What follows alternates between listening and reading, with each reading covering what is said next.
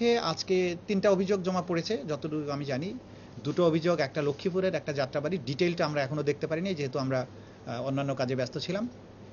আমার পাশে যিনি বসে আছেন তিনি একজন শহীদের মা। তিনি হচ্ছেন শহীদ আহনাফের মা। আহনাফ ছিল বিএএফ শাহীন কলেজের একাদশ শ্রেণীর ছাত্র। গত 4ঠা আগস্ট সে মিরপুর 10 নম্বরে শহীদ হয় এবং তার মা খবর পেয়ে শহীদ হওয়ার কিছুক্ষণ আগ পর্যন্ত সে মায়ের সাথে কথা বলেছে। শহীদ হওয়ার পরে তার ফোন বন্ধ পাওয়া যাচ্ছিল। পরে একটা পর্যায়ে তারা ওখানে যান ঘটনাস্থলে। তারপরে যারা ছিল সেখানে বলেছে এরকম একটা আহত ছেলেকে অমুক হসপিটালে নেওয়া হয়েছে। সেই হসপিটালে তার ইসলামী ব্যাংক হসপিটাল সম্ভবত, সেখানে রাশ করেছেন। সেখানে গিয়ে ছবি দেখানোর পরে বলেছে যে এখানে তো নাম ছিল না, কারণ তার নাম কেউ জানতো না, অজ্ঞাতনামা হিসাবে লাশটা আনা হয়েছিল। তাকে পরবর্তীতে সোহরাওয়ার্দী হসপিটালে পাঠানো হয়েছে। ছবি দেখানোর পরে তারা নিশ্চিত করেছে এটাই আহনাফ। তখন তার মা সোহরাওয়ার্দী হসপিটালে যান এবং মর্গ থেকে তার লাশটা গ্রহণ করেন। তার বুকে গুলির চিহ্ন ছিল এবং সেখানে মেডিকেল সার্টিফিকেটও লেখা হয়েছে গানশট ইনজুরিতে, এবং পোস্টমর্টেম ছাড়াই বাধ্য হয়েছেন তারা লাশটা নিয়ে যেতে। হসপিটাল কর্তৃপক্ষ যেটা বলেছেন বারবার, যেটা ওনাদের কাছে তথ্য, যে তাড়াতাড়ি যান, যদি তাড়াতাড়ি না নেন তাহলে আঞ্জুমানে মফিদুল ইসলামের মাধ্যমে বেওয়ারিশ লাশ হিসেবে দাফন করা হবে। যেটা বিভিন্ন সময় আপনাদের মাধ্যমে আমরা জাতিকে বলার চেষ্টা করেছি যে কাজগুলো হয়েছে, যে লাশ দ্রুততম সময়ের মধ্যে তারা ডিসপোজালের চেষ্টা করেছেন, গুম করার চেষ্টা করেছেন, গণকবরে দেওয়ার চেষ্টা করেছেন।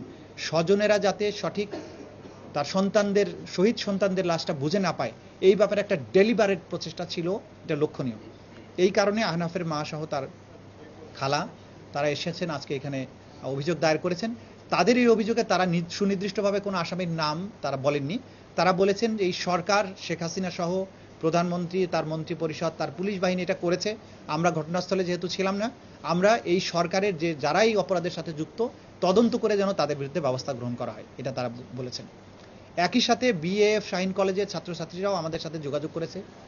তারা এই যেহেতু সেনাবাহিনী বা বিমান বাহিনী নিয়ন্ত্রিত একটা কলেজ, সেখানকার ছাত্রছাত্রীরা নানানভাবে রেস্ট্রিক্টেড বলে তারা নিজেদেরকে মনে করে।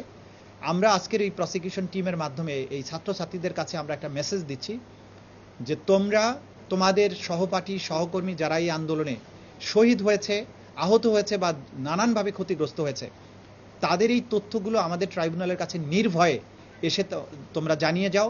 তোমাদের নিরাপত্তা, তোমাদের ব্যক্তিগত গোপনীয়তা রক্ষা করার ব্যাপারে বাংলাদেশ এবং আমাদের প্রসিকিউশন টিম, আদালত, তদন্ত সংস্থা আমরা আইনত এটা নিরাপত্তা দিতে বাধ্য এবং নৈতিকভাবে বাধ্য। তোমাদের প্রোটেকশন দেওয়ার দায়িত্ব আমাদের।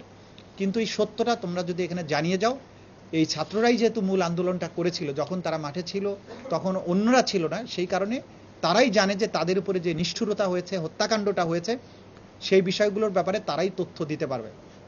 আজকে আমার ব্রিফিংয়ে আসার এটা অন্যতম প্রধান কারণ, ছাত্রছাত্রীদেরকে আশ্বস্ত করা যে তারা এখানে নির্ভয়ে এসে সাক্ষ্য দিতে পারে, ঘটনাগুলো জানাতে পারে এবং তাদের নিরাপত্তা দেওয়ার দায়িত্ব রাষ্ট্রের এবং আমাদের।